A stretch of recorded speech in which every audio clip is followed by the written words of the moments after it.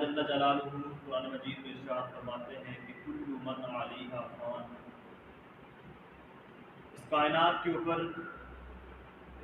جو بھی چیز ہے وہ فنا ہو جانے والی ہے۔ ہر ایک چیز پر ایک نہ ایک دن موت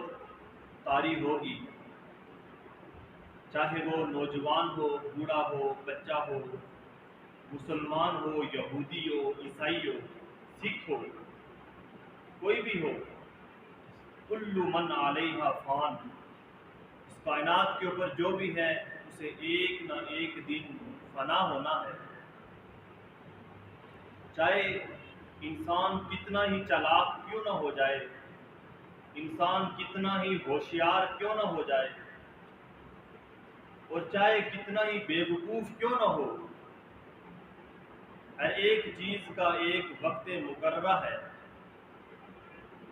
آج 2023 چل رہا ہے تو 2080 ہوگا، ہم میں سے کوئی موجود نہیں ہوگا، ہمارا تذکرہ بھی نہیں ہوگا، نام لیوا بھی کوئی نہیں ہوگا۔ تو ایک عارضی زندگی ہے، جس طرح ایک پانی کے اوپر بلبلا ہوتا ہے، اس بلبلے کی جس طرح کوئی اپنی حیثیت نہیں ہوتی، اس کا اپنا کوئی وزن نہیں ہوتا، اسی طرح انسان کی زندگی بھی اسی پانی کے بلبلے کی طرح ہے کہ کب اس سے ہوا نکل جائے، کب وہ بلبلا ختم ہو جائے۔ اسی طرح ایک وقت آئے گا کہ انسان کی زندگی ایسے ہی ختم ہو جائے گی، اور اس کے بعد جو ہمیشہ ہمیشہ رہنے والی زندگی، اصل زندگی جسے آخرت کی زندگی کہا جاتا ہے، وہ شروع ہو جائے گی۔ اور ہم سب کا یہ عقیدہ اور ایمان ہے کہ مرنے کے بعد ہر ایک شخص کو قبر سے اٹھا کر میدان محشر کی طرف لے جایا جائے گا۔ آج کی اس جمعے کی نشست کے اندر انسان جب اپنی قبر سے اٹھے گا تو اٹھنے کے بعد اسے کون سی مشکلات درپیش آئیں گی، وہ کون سی تکالیف کے اندر مبتلا ہوگا، وہ کون سے عذابات کے اندر آئے گا۔ آج کی اس جمعے کی نشست کے اندر انہی تکالیف، انہی عذابات کو ذکر کرنا، اور پھر اس کے لیے حل تلاش کرنا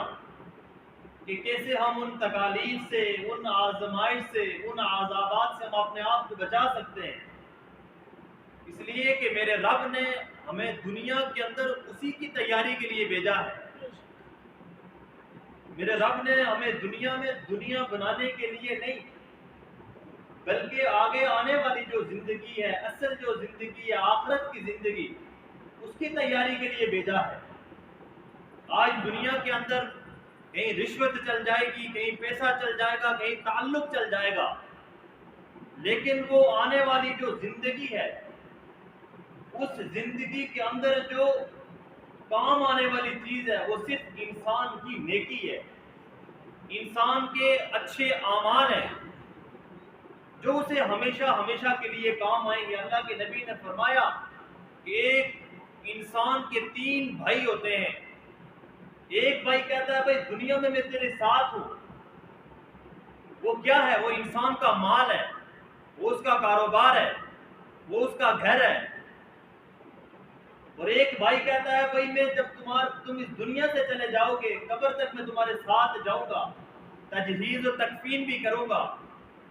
وہ انسان کے رشتہ دار ہیں جو قبر تک ساتھ جاتے ہیں، لیکن ایک وہ بھائی ہے کہ جو کبھی ساتھ نہیں چھوڑتا، وہ کہتا ہے کہ قبر میں بھی میں تیرے ساتھ جاؤں گا۔ اب وہ جو بھائی ہے، اللہ کے نبی نے فرمایا وہ انسان کے اعمال ہیں۔ اگر وہ اس کے اعمال اچھے ہوئے تو اس کے آگے آنے والی زندگی انعامات والی، نعمتوں والی ہوگی، اور اگر اس کے اعمال برے ہوں گے، اللہ کی ناراضگی والے اعمال کیے ہوئے ہوں گے، تو فرمایا میرے نبی نے کہ اس کے لیے قبر جہنم کا گڑھا بنا دی جائے گی، اور اس کے لیے آگے آنے والی جتنے بھی عذابات ہیں وہ ساری کے سارے اللہ کے نبی نے بیان فرمائی۔ تو میرے رب نے ہمیں دنیا میں اس اصل زندگی کی تیاری کے لیے بھیجا ہے، اس لیے کہ وہاں پر کوئی چیز سوائے نیکیوں کے کام آنے والی نہیں ہے۔ اور آج دنیا کے اندر ہم تیاری کرتے ہیں، کوئی یو کے لیے تیاری کر رہا ہے، کوئی یورپ کے لیے تیاری کر رہا ہے، کوئی سعودی عرب کے لیے تیاری کر رہا ہے، اس کے لیے انتظام کرتا ہے، اس کے لیے پاسپورٹ بنواتا ہے، اس کے لیے ٹکٹ کرواتا ہے۔ لیکن اگر کسی کے پاس ٹکٹ ہی کوئی نہیں، پاسپورٹ ہی کوئی نہیں، تو اسے اس ملک میں نہیں جانے دیا جائے گا۔ تو اسی طرح میرے رب نے ہمیں جو زندگی دی ہے، وہ جو زندگی ہے وہ آخرت کی تیاری کے لیے دی ہے۔ اب وہ تکالیف و آزمائش کی جو انسان کے قبر سے اٹھانے کے بعد اسے پیش آئیں گی، وہ کون سی ہیں؟ آج کی اس محفل میں، اس مجلس میں 5 ان مشکلات کو ذکر کر کے ان کا حل بتلاؤں گا۔ سب سے پہلی جو مشکل ہوگی انسان کے قبر سے اٹھنے کے بعد، فرمایا کہ میں اور آپ جب قبر سے اٹھیں گے تو فرمایا کہ جو قبر سے اٹھایا جائے گا اسے ننگا کر کے اٹھایا جائے گا، وہ ننگا قبروں سے اٹھے گا۔ اب آپ اندازہ لگائیں کہ ایک انسان کے جس کی نیچر کے اندر اللہ نے پردہ رکھا ہے، فطرت کے اندر پردہ ہے، اگر کوئی کافر بھی ہے وہ علل اطلاق پورا کا پورا ننگا نہیں ہوتا، کچھ نہ کچھ اس نے جسم پر کپڑا ضرور ڈالا ہوگا، اس لیے کہ انسان کی فطرت کے اندر پردہ ہے، بے پردگی نہیں ہے۔ اور روڈ کے اوپر ہم جا رہے ہیں، کہیں پر ایکسیڈنٹ ہو جائے، کوئی عورت گرے، اس کا بہت خون بہ رہا ہو، لیکن اگر اسے جسم کے کسی حصے سے کوئی کپڑا ہٹا ہو تو ہم خون بند کرنے سے پہلے بھی اس کے جسم کو ڈھانپتے ہیں، اس لیے کہ پردہ انسان کی فطرت ہے۔ تو میرے نبی نے فرمایا کہ جب قبر سے ایک انسان کو اٹھایا جائے گا تو اسے ننگا کر کے اٹھایا جائے گا۔ اور دوسرا فرمایا کہ جو اسے مشکل پیش آئے گی قبر سے اٹھنے کے بعد، کہ وہاں پر کوئی موسم نہیں ہوگا۔ آج دنیا کے اندر مختلف موسم ہے، کہیں خزاں ہے، کہیں بہار ہے، سرما گرما موسم ہے،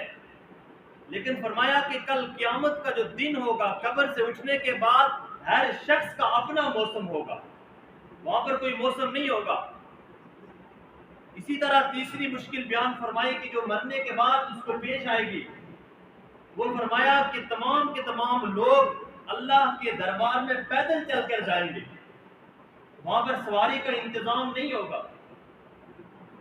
اور چوتھی مشکل بیان فرمائی کہ جو لوگ جب اکٹھے ہو جائیں گے